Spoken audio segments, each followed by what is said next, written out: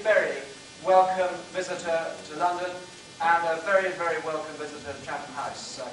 I'd just like to pay my respect to His Excellency Hassan Sheikh Mohammed and his ministerial team, because as someone who is absolutely passionate about Somalia, I do believe the progress we've seen in the last few months has been nothing short of remarkable. We all know there is a long way to go, but as someone who was following your fortunes incredibly closely, as an opposition MP and then in government, and played a part in the UK-Somali conference last year, I don't think anyone really in their wildest dreams would have predicted that events would have moved on in such a favourable way. And I noticed even today that you made a really impressive announcement, a call to the diaspora with the International Fund for Agricultural Development and new programmes to leverage that $1 billion plus in the way of remittances to put into agriculture and fisheries programs to improve food security. So what you're looking at are a number of initiatives across many, many fronts to build your country, to above all give the people of your country hope for the future. I've been very inspired by you, Your Excellency. We look forward to hearing what you have to say, and once again, you're very, very welcome. Thank you. Thank you. And we can't take anything for granted, and it's also equally imperative that the world community doesn't get distracted, because it would be very easy for the world community to pat itself on its back for the work it's done and to look elsewhere, but they need to keep a very, very close eye on what's happening. But we're now going to move into the Q&A, and I'd just like to remind people that this session is obviously on the record, and I'd be grateful if people asking questions could give their name and affiliation. So if we could have the first question, please. Yes, indeed. If I could take the gentleman in the front row, please. And there are roving mics. Yes. Can we have a roving mic? There's a roving mic on its way. Dear Mr. President Hassan Sheikh Mohammed, very warm welcome to this great and prestigious institution. My name is Abdulaziz Ali Ibrahim, known as Xildiidtv, author and commentator of Somali politics. Mr. President, repeatedly for the last 2 nights you were saying that you would not be re-elected after 4 years. Please, can you tell us one of the reasons why you are not going to be re-elected? And my second question is, our community has been subjected for the last 25 years warlords and Islamic fundamentalists who were terrorizing civilians through executions, torture, rape, and their purpose of killing is only to obtain positions from the government. So, is there any positions left in your government to these guys? Thank you. Thank you. Thank you very much indeed. I think we'll take one more question, and then we'll take them in clusters of 2. So, the gentleman 2 rows behind you.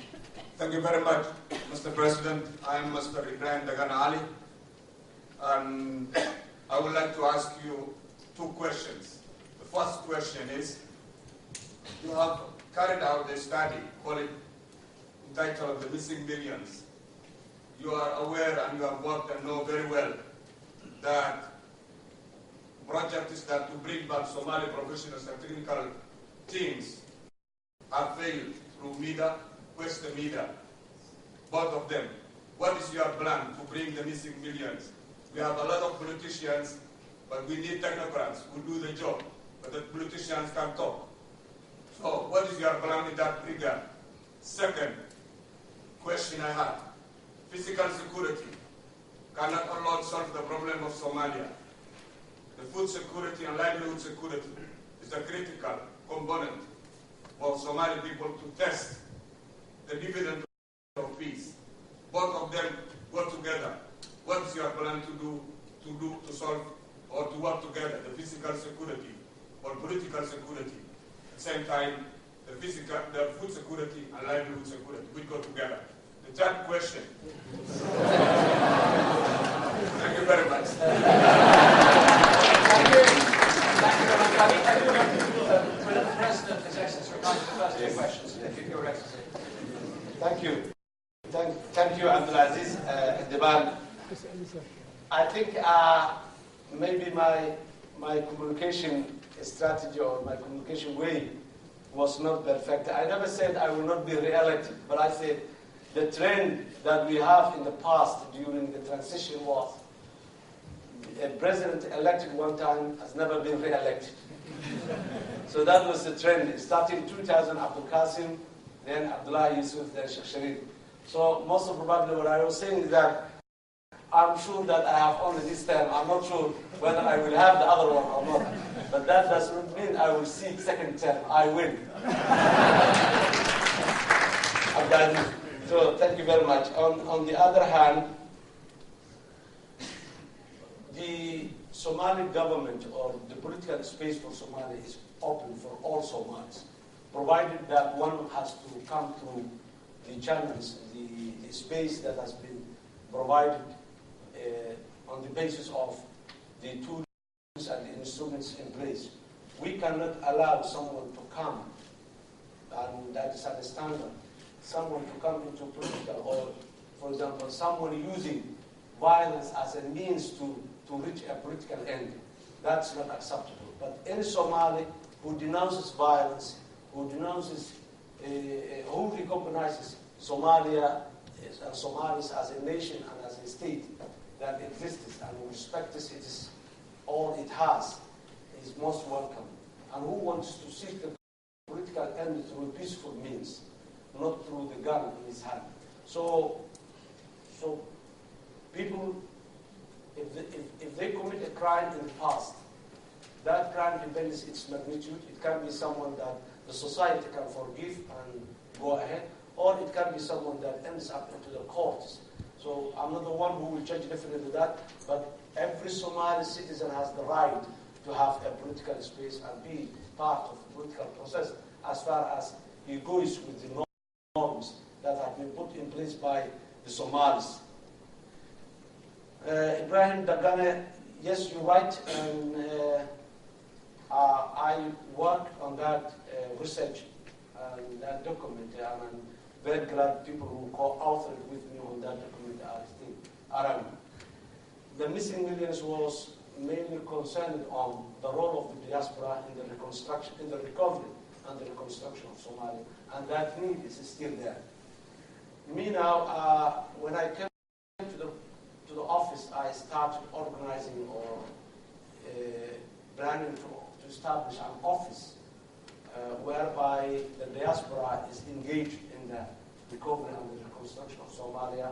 And as late as today, I was discussing with Prime Minister David Cameron on how the United Kingdom government can support us, organize that office and establish the network, since UK is the country that has got the largest Somali diaspora. So that idea is still there. We're working on it. We are a bit late, but we are working on it, and we believe that the diaspora, the Somali diaspora, is an asset for the recovery and the reconstruction of Somalia. And we will soon hear the offices and the programs that the government will present to the diaspora and to the Somali people. Physical security and the food security and livelihood security. Food security and livelihood security.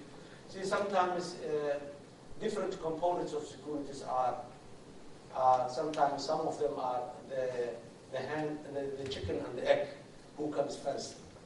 But for us, we believe that the physical security is now the top priority of my government. Unless we have an enabling environment where one can improve, or the government can improve the livelihood of the ordinary citizens, we cannot do it.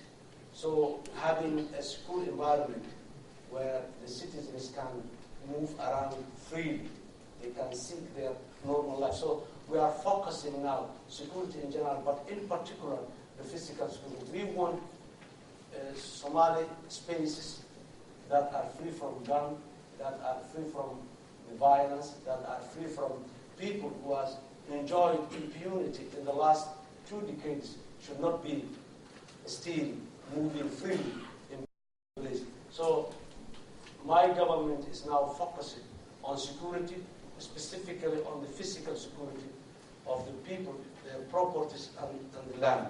Then next to that is improving the livelihoods, food security, and all these comes. Without having that, it has been proven in the past, it's not easy. Thank you, Daman.